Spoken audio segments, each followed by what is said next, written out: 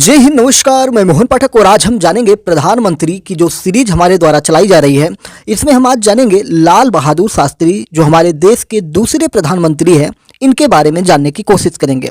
हम उन चीज़ों को जानने की कोशिश कर रहे हैं जो महत्वपूर्ण चीज़ें हैं, बाकी सिर्फ एक हम नॉलेज के लिए इनको जानने की कोशिश कर रहे हैं कि हमारे देश के जितने प्रधानमंत्री अब तक हुए हैं वो किस प्रकार से प्रधानमंत्री बने हैं। तो आज की कड़ी में हम ये जानेंगे कि लाल बहादुर शास्त्री जो कद से इतने छोटे थे और फिर उनके प्रधानमंत्री बनने का सफ़र क्या था, साथ ही साथ उनकी मृत्यु को भी लेकर बहुत सारे विवाद बने रहते हैं। उन सब चीज़ों पर हम डिटेल में चर्चा करेंगे। चैनल पर नए हैं तो चैनल को सब्सक्राइब करके डेली करंट अफेयर्स और न्यूज एनालिसिस के लिए हमारे साथ जुड़ सकते हैं। और साथ ही साथ कौन बनेगा प्रधानमंत्री, यानी कि देश का नया प्रधानमंत्री कौन बन रहा है, उसके लिए भी बहुत सारी चीज़ें हमारे लोकसभा चुनाव से दृष्टिगत प्लेलिस्ट बनी है, उसमें जाकर आप देख सकते हैं, जिसमें हमने पब्लिक डिबेट की वीडियोस डाली हुई हैं। चलिए बात करते हैं लाल बहादुर शास्त्री के बारे में।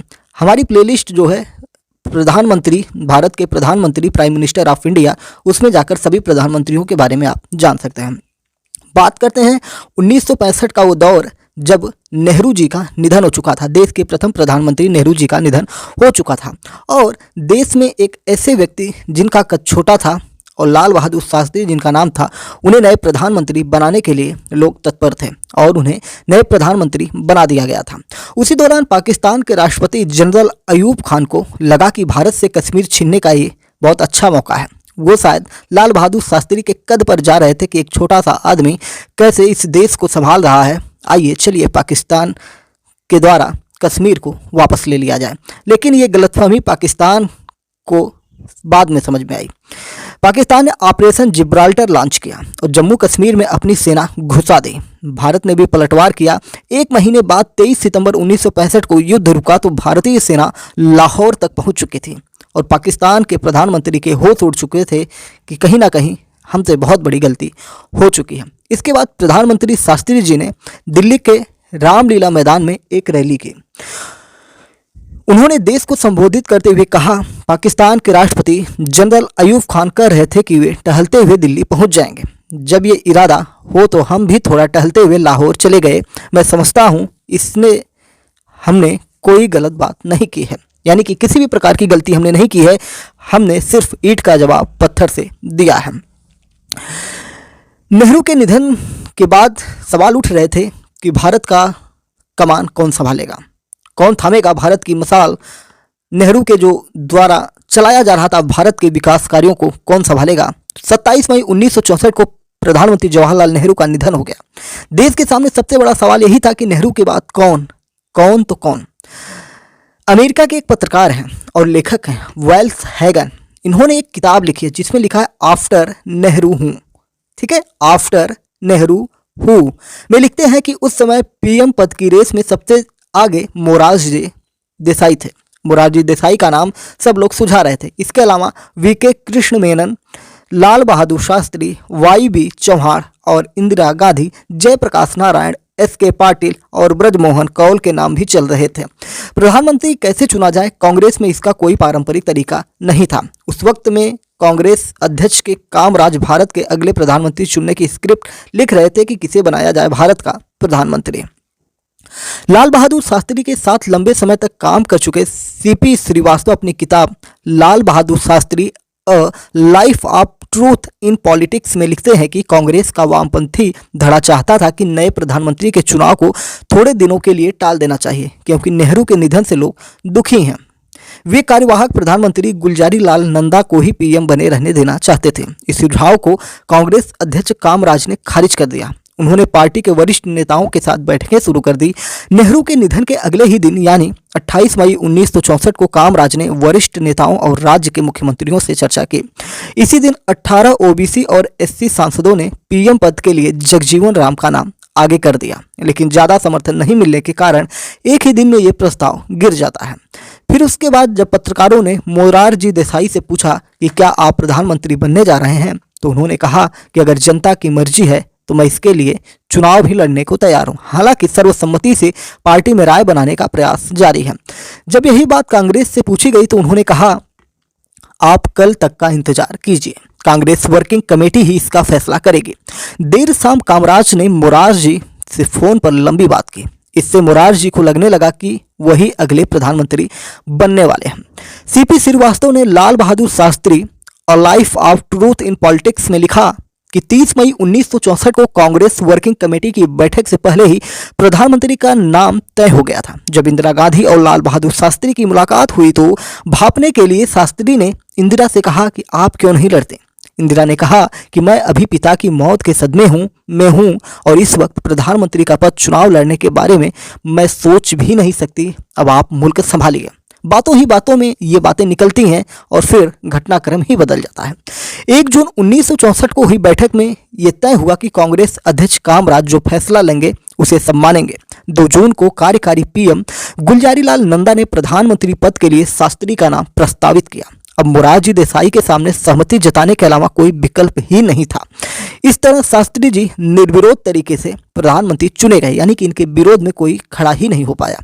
और 9 जून 1964 को भारत देश को जो दुनिया का सबसे बड़ा वर्तमान समय में जनसंख्या वाला देश और संसाधनों से भरपूर जिसका कमान मिला प्रधानमंत्री के रूप में लाल बहादुर शास्त्री को।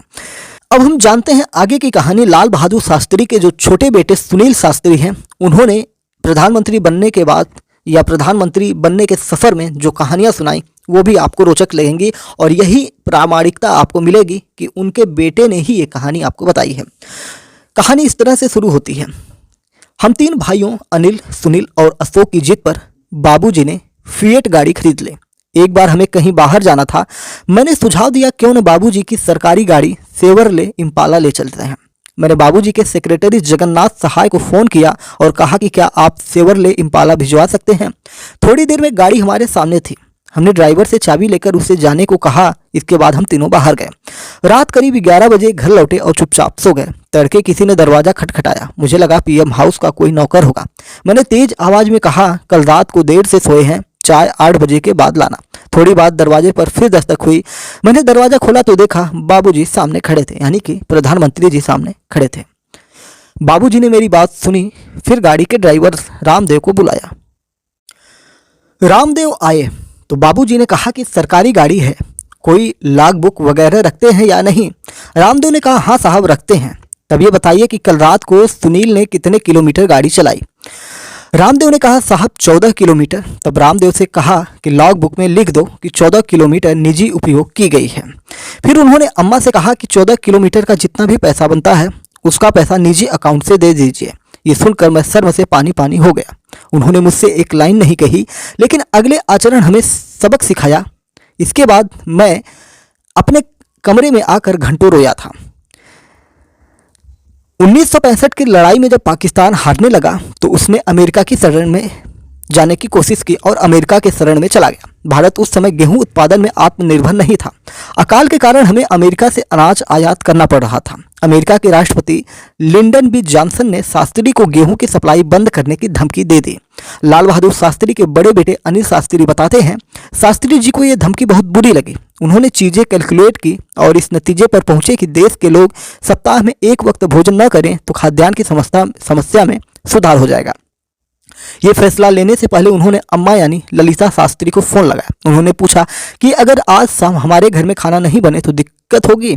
अम्मा ने कहा नहीं होगी। उन्होंने कहा कि मैं देखना चाहता हूं कि मेरे बच्चे एक वक्त का उपवास करके भूखे रह सकते हैं या नहीं। शाम को खाना नहीं बना। हम सब ने उपवास किया। इसके बाद बाबूजी ने अगले दिन देशवासियों से कहा कि देश हित में क्या हो वो सप्ताह में एक समय उपवास कर सकते हैं। ये पहली बार था कि किसी प्रधानमंत्री ने अपनी जनता से भूखा रहने की अपील की हो और उसे पूरे देश ने माना था। इसके बाद 1965 में दशहरे के दिन दिल्ली के रामलीला मैदान में लाल बहादुर शास्त्री ने पहली बार जय जवान जय किसान का नारा दिया था। ये किस्सा है 1966 का। सोवियत संघ ने भारत के प्रधानमंत्री लाल बहादुर शास्त्री और पाकिस्तान के राष्ट्रपति जनरल अयूब खान को समझौते के लिए ताशकंद बुलाया गया था। अनिल शास्त्री और पवन चौधरी अपनी किताब Lal Bahadur Shastri lessons in leadership में लिखते हैं कि जब शास्त्री 3 जनवरी 1966 को अयूब खान से मुलाकात के लिए निकले तो बहुत ठंड थी। ताशकंद की सर्दी से निपटने के लिए वे अपना खादी ऊनी कोट साथ ले गए थे। इस कोट में शास्त्री को देखकर रूस के प्रधानमंत्री एलेक्सी कोसिगिन को लगा कि ये कोट ताशकंद की सर्दी के पर्याप्त नहीं होगा। इस कारण उन्होंने शास्त्री के लिए गर्म कोट भिजवा दिया। कोसिगिन को उम्मीद थी कि शास्त्री सम्मान स्वरूप उनका दिया हुआ कोट ले लेंगे या पहन लेंगे। लेकिन अगले ही दिन फिर शास्त्री जी अपने खादी का कोट पहने हुए थे। कोसिगिन ने झिझकते हुए पूछा, प्राइम मिनिस्टर, क्या आपको वो कोट पसंद नहीं आया? शास्त्री जी बोले, उसे मैंने अपने एक स्टाफ मेंबर को उधार दे दिया है। इतनी भीषण सर्दी में पहनने के लिए उसके पास कोट नहीं था। मैं भविष्य में ठंडे देशों की अपनी यात्राओं के दौरान निश्चित रूप से आपके उपहार का उपयोग करूंगा। इसके बाद कोसिगिन ने शास्त्री के सम्मान में एक कल्चरल इवेंट रखा था। उन्होंने शास्त्री के स्वागत भाषण में इस घटना का जिक्र किया। कोसिगिन ने कहा था कि हम तो केवल कम्युनिस्ट हैं, लेकिन प्रधानमंत्री शास्त्री एक सुपर कम्युनिस्ट हैं। 10 जनवरी को दोपहर के वक्त ताशकंद में समझौते पर हस्ताक्षर हुए। इसके बाद सोवियत संघ ने होटल ताशकंद में एक पार्टी रखी थी। शास्त्री जी कुछ देर वहां रुके, फिर अपने तीनों सहायकों के साथ रात 10 बजे के करीब अपने कमरे में वापस आ गए। इसके बाद शास्त्री जी ने रामनाथ से खाना परोसने को कहा। खाने में आलू, पालक और कढ़ी थी। ये खाना तत्कालीन राजदूत टी.एन. कौल के यहाँ से बनकर आया था। शास्त्री जी भोजन कर ही रहे थे कि फोन बजा। फोन पर दिल्ली से उनके एक अन्य सहायक वेंकट रमन थे। पता चला कि पार्टियों ने उनके पाक से समझौते की आलोचना की है। शास्त्री जी चिंतित हो गए। उनके बेटे अनिल शास्त्री बताते हैं, उस रात उन्होंने भारत के अखबार काबुल मंगवाए। तब तक उनकी बातचीत और तबीयत में कोई शिकायत नहीं थी। इसका मतलब है कि वो जानना चाहते थे कि देश में उनके फैसले का क्या असर हुआ। कुलदीप नैयर अपनी किताब में लिखते हैं कि अगले दिन अफगानिस्तान जाना था, जिसकी पैकिंग चल रही थी। ताशकंद के समय के मुताबिक रात 1:30 पर शास्त्री जी को जगन्नाथ सहाय ने लॉबी में लड़खड़ाते हुए देखा। वो कुछ बोलने की कोशिश कर रहे थे। बहुत मुश्किल से उन्होंने कहा, डॉक्टर साहब कहाँ हैं? जिस कमरे में पैकिंग हो रही थी, शास्त्री जी के डॉक्टर R.N. चुग वहीं सो रहे थे। शास्त्री जी ने अपना हाथ दिल के पास रखा और फिर अचेत हो गए। निजी डॉक्टर R.N. चुग ने पल्स चेक किया और उनके निधन की पुष्टि की। मन रखने के लिए रूस के भी डॉक्टर बुलाए गए। इंजेक्शन दिया गया, लेकिन कोई हरकत नहीं हुई। अपनी किताब में शास्त्री जी के कमरे के बारे में कुलदीप नैयर ने लिखा है कि कारपेट वाले फर्श पर उनकी स्लीपर सलीके से वैसी ही बिना पहने रखी हुई थी। ड्रेसिंग टेबल पर थर्मस उल्टा पड़ा था। ऐसा लग रहा था कि इसे खोलने की कोशिश की गई है। कमरे में कोई अलार्म या बजर नहीं था, जो आमतौर पर रहता है। कमरे में 3 फोन थे, लेकिन तीनों बिस्तर से काफी दूर थे। थोड़ी देर में एक तिरंगा आया और शास्त्री जी को उड़ा दिया गया। उसके बाद तस्वीर उतारी गई। अगले दिन शव भारत लाया गया। शास्त्री जी की मौत का जांच का मामला लगातार उठता रहा और जांच का मामला उठा। तत्कालीन सरकार ने पोस्टमार्टम भी नहीं करवाया और यही सवाल या निशान लग जाता है कि देश के प्रधानमंत्री की मृत्यु हुई है, वो भी दूसरे देश में, और एक दौरे पर, जिस दौरे की आलोचना, जिस समझौते की आलोचना देश में विपक्षी पार्टियां और बहुत सारे लोग और देश की जनता में बहुत सारे लोग कर रहे थे, और उस समय उनकी मौत होना, जिसके लिए तत्कालीन सरकार ने पोस्टमार्टम नहीं कराया, इस पर क्वेश्चन मार्क लगा था।